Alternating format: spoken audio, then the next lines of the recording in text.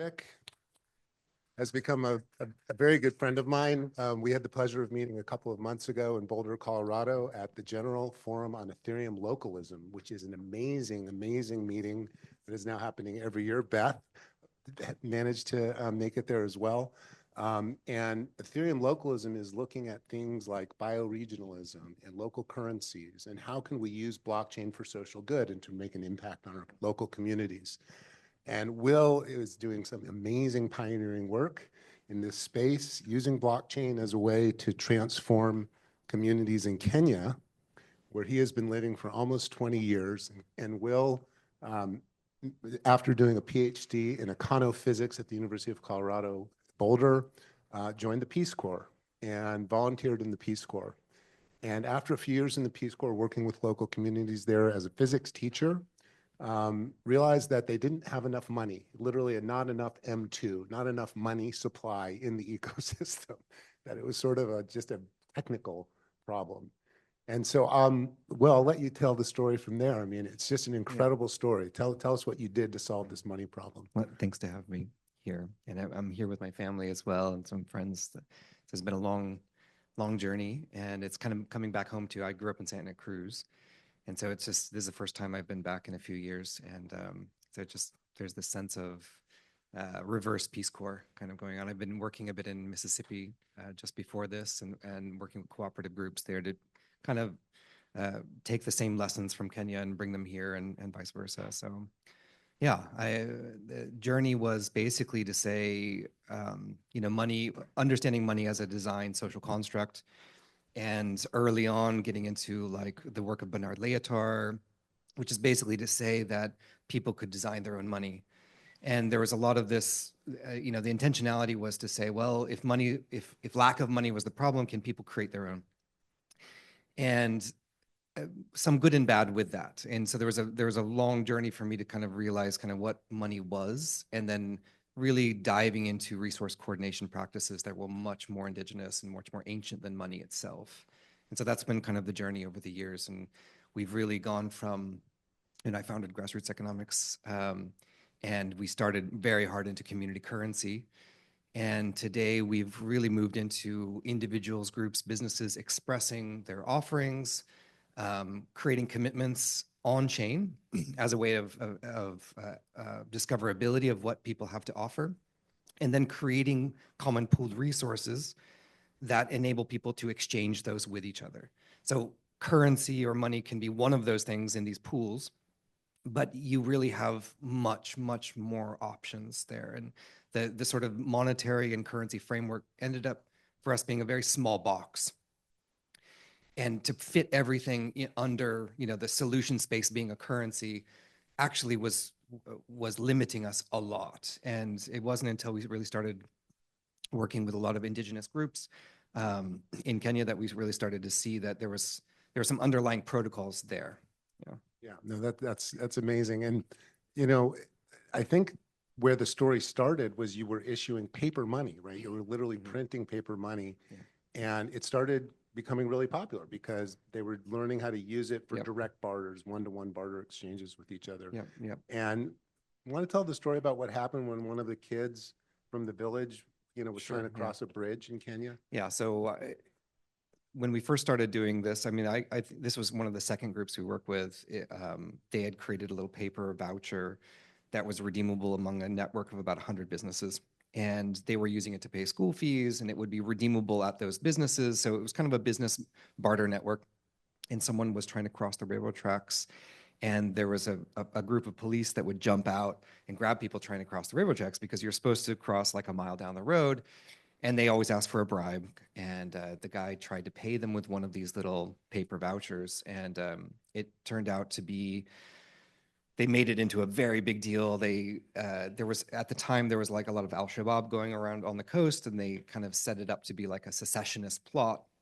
And they brought in... They thought you were a secessionist movement. That's what they accused you of, yeah, because you made your own money. Yeah, exactly. And I mean, kind of long story short, we had riot police, and they pulled us into the jail for 2 nights. We ended up going to the high court, and one of the little ladies from the community gets on the stand and says, well, look, I didn't have enough money to pay school fees. So I gave him a promise for tomatoes, right, in the form of this little IOU, right? And so the school could then use it to get tomatoes later from this lady and pay for school lunches and whatnot. And the lady's like, well, look, I just didn't have national currency. I'd be happy to use national currency if it was there. And so there was all of a sudden, the court was just kind of in a hush, because how can you make that illegal? How is exchange illegal?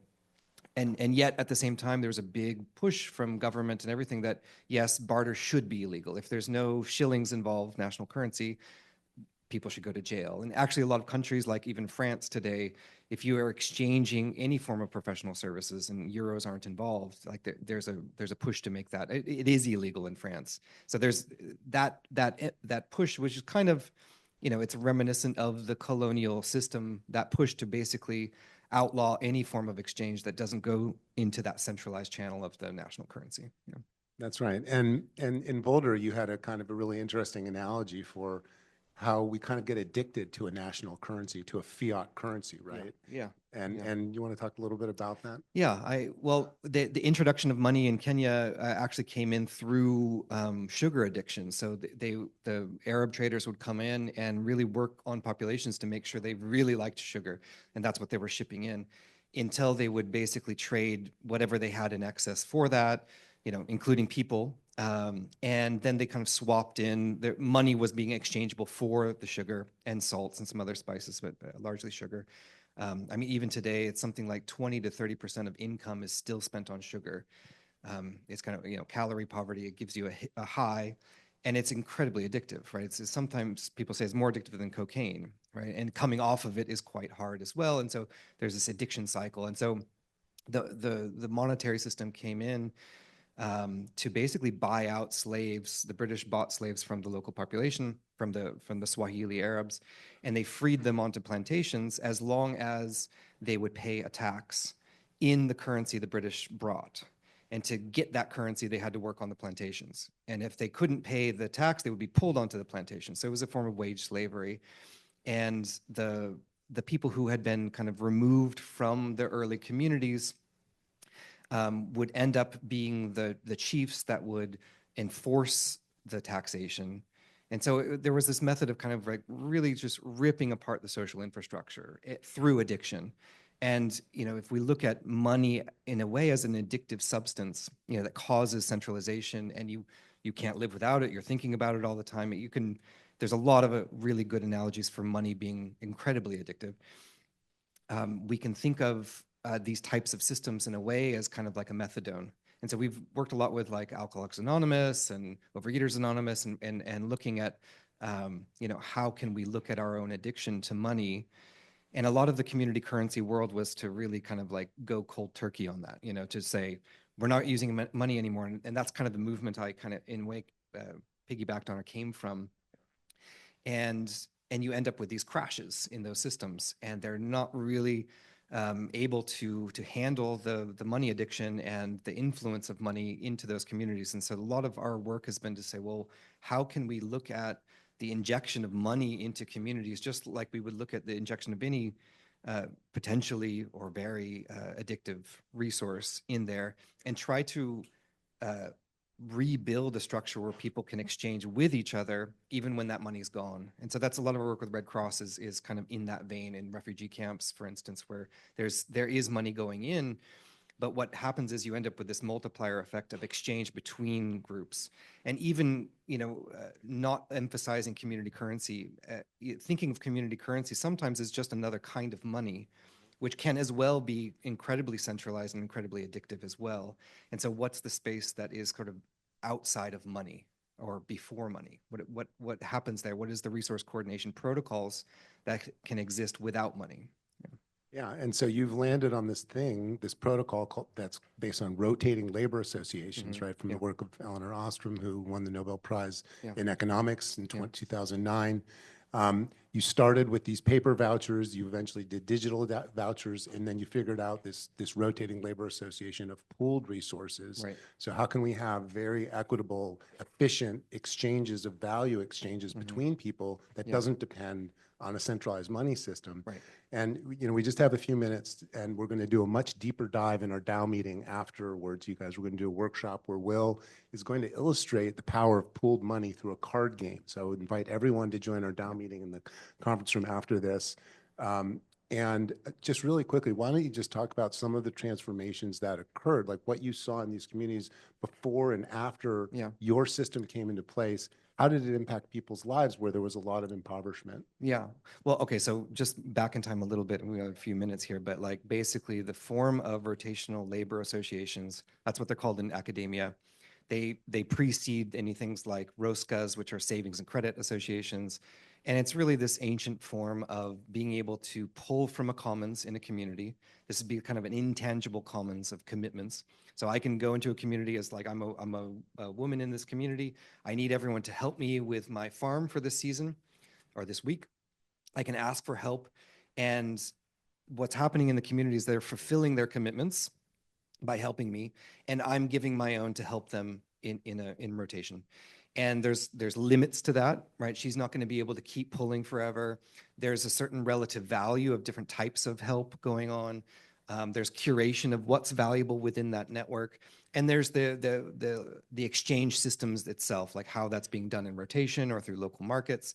And basically, what we've done is kind of just articulate the protocols of these ancient practices into now what are blockchain contracts that enable accountability, authentication, provable execution of the rules of the system, and also interoperability between those pools. So we can basically create kind of common pooled resource networks that exchange commitments as well as any token.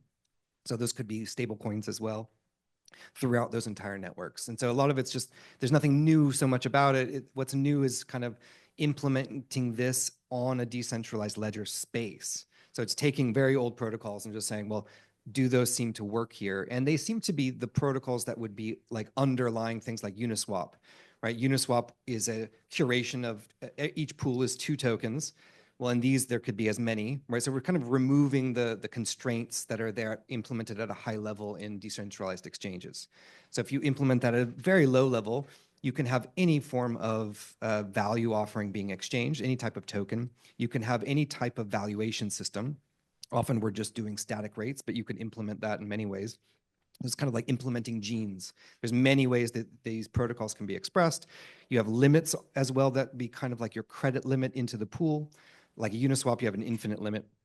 And then you have different forms of how these are exchanged. So it was just pulling things apart, and maybe, as a physicist, is, that's kind of my knee jerk is like, okay, let's dissect that. What are the protocols there? And then working with local elders and community groups to say, well, okay, if those are the basic kind of axiomatic tools here, let's test that. And we've been doing this for, well, I mean, since about 2015, but really pulling into this pooling systems just in the last few years. And we've got about 120 different community groups across Kenya, and about 40 pools between all of those groups in Kenya and East Africa. And then starting now, we have a website, sarafu.network, where people can make their own. And I think we're about 40 countries now. And it just seems to be a really useful primitive object that can be used in Islamic finance, for instance, zero interest lending. There's all kinds of applications for the same kind of, if you want to do a time bank, for instance, you could denominate your commitments in time, right? There's a really large parameter space for a very simple object. Yeah. Yeah, it's really an incredible system, and I'm really excited about how our DAO community can look at it as a way to exchange resources and value and make our DAOs more interoperable, and also how it could be a potential solution for the tiny home village that we're building called Tree Ring Village, where I think it would be an amazing model for the exchange of and flow of resources within that community as well. How much more time do we have? We're about time. Okay. So I invite all of you to join our workshop. Will is going to lead an amazing experience to really experience the power of pooled resources. And then we're really going to just workshop with some slides how this can work for our communities, and everyone is welcome to join. So thank you. Thank you.